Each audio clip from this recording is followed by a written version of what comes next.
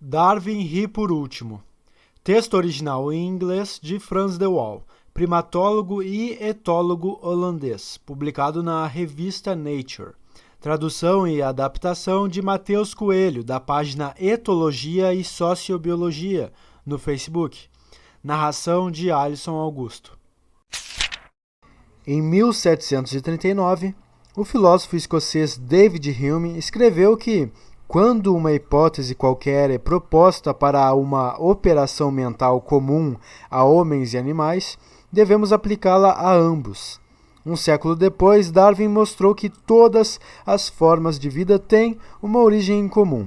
Mesmo assim, para alguns, hoje em dia a ideia de que seres humanos e outros animais compartilham características e habilidades como resultado da história evolutiva compartilhada, incluindo habilidades mentais, ainda parece difícil de engolir. Por exemplo, numa crítica recente às abordagens evolutivas na cognição, os autores rotulam o antropomorfismo de Charles Darwin como forçado. Eles questionam aqueles que, como Darwin, acreditam que, em suas faculdades mentais, não existe diferença fundamental entre o homem e outros animais superiores. Tentativas de identificar cognições como a humana nos outros animais nos levaram invariavelmente ao exagero de interpretação dos dados, argumentam eles. Eu discordo. A abordagem oposta, a rejeição a priori da continuidade entre humanos e outros animais, levou as pessoas a subestimarem sistematicamente os outros animais. No último século, psicólogos comparativos colocavam animais para fazer tarefas laboratoriais arbitrárias não relacionadas aos problemas que os animais enfrentam em seus habitats naturais. Este assim chamado behaviorismo nunca avançou nossa compreensão da cognição no mesmo grau que fez o darwinismo. A teoria evolutiva prediz similaridades cognitivas baseadas nas relações entre espécies e seus habitats. Ela também nos diz que, se duas espécies proximamente aparentadas, seja um polvo e uma lula ou um ser humano e um chimpanzé, apresentam respostas similares em circunstâncias ambientais similares, a interpretação mais parcimoniosa é que a cognição envolvida seja similar também. Seres humanos e seus parentes próximos divergiram tão recentemente que, em termos evolutivos, dificilmente é antropomórfico admitir que a ancestralidade comum indique uma cognição comum. Uma riqueza de evidências recentes apoia essa afirmação, a maioria delas descoberta precisamente porque as capacidades humanas foram tomadas como ponto de partida. Pensavam que somente seres humanos eram capazes de reconhecer rostos pelas feições faciais, mas outros primatas também têm essa habilidade, e a neurobiologia subjacente parece ser a mesma entre nós. Similarmente, bonobos, macacos dourados e uma variedade de mamíferos sociais beijam, abraçam, arrumam uns aos outros e transam após uma briga. Chamar isso de reconciliação, um termo derivado da interação humana, tem se provado apropriado, dado que essas são dinâmicas que aliviam o estresse e reparam laços sociais. Em contrapartida, esforços em identificar características que sejam exclusivamente humanas, como a de possuir cultura, imitar, planejar e ter a capacidade de adotar o ponto de vista do outro, raramente têm resistido ao escrutínio científico por mais de uma década. Outros comportamentos podem ter uma história evolutiva ainda mais longa.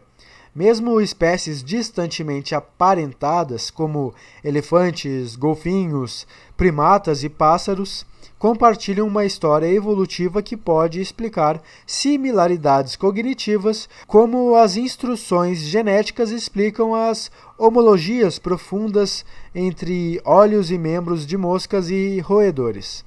Por exemplo, neurocientistas descobriram neurônios espelho primeiro em macacas, que seriam um gênero de primatas do Velho Mundo, mas desde então eles já foram descobertos em tico-tico dos pântanos, o que sugere que o ancestral de aves e mamíferos já os possuía. Os neurônios espelho disparam quando um animal realiza uma ação, e a mesma ação é repetida por quem ouve ou vê. o que é considerado um mecanismo que facilita a empatia e a imitação humana. Algumas similaridades comportamentais serão resultado de evolução convergente, em que as espécies evoluem capacidades cognitivas iguais de forma independente por terem sido expostas a pressões seletivas semelhantes. Por exemplo, aves que armazenam alimento precisam saber quando seus competidores podem vê-los. Eles usam táticas enganadoras parecidas com as dos chimpanzés e outros primatas que vivem em grandes grupos. Da mesma forma, macacos prego e corvos caledonianos, com necessidades de forrageio semelhantes, acabaram ambos por usar ferramentas. No entanto, mesmo aqui não podemos descartar o papel potencial da ancestralidade compartilhada, dado que os cérebros de aves e mamíferos não são nem de perto tão diferentes como se pensava. Em suma, não existem boas razões científicas em se opor às abordagens evolutivas ou em ridicularizar as especulações de Darwin sobre a continuidade entre seres humanos e outros animais, incluindo um senso de humor. Até mesmo a respiração ofegante de macacos foi recentemente demonstrada homóloga ao riso humano.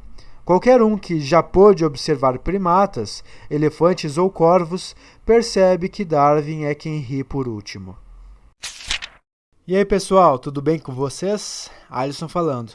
Vocês gostaram do áudio-texto de hoje ou não? Como vocês lidam com o fato de que somos muito similares em diversos níveis aos outros animais, tanto em comportamento quanto em nossa cognição, na nossa racionalidade? Bom, pode não parecer à primeira vista, mas se utilizar dos conhecimentos disponíveis por Darwin e também toda a sorte de pesquisas mais recentes quanto à vida animal, isso impacta profundamente as formas humanas mais arraigadas de ver o mundo, afetando não apenas a nossa ciência, é claro, mas em especial a nossa filosofia. Por exemplo, se na época de René Descartes fazia sentido dividir os animais entre racionais e irracionais, hoje isso já não é mais possível e sequer sensato, para dizer a verdade. O que faz com que qualquer filosofia baseada nessa distinção entre animais racionais e irracionais tenda ao fracasso. Mas bom, eu teria muitas coisas a dizer sobre esse assunto, mas eu vou deixar para outras oportunidades, valeu? Convido vocês a deixarem os seus comentários e vamos nos falando, tá ok? E se quiserem me ajudar a difundir mais conteúdo desse tipo, é super fácil e simples. Basta acessar padrim.com.br/Alisson e escolher a forma de financiamento que melhor cabe aí no teu bolso. Eu vou ficando por aqui, galera. O meu nome é Alisson Augusto e a gente se vê num próximo episódio. Forte abraço!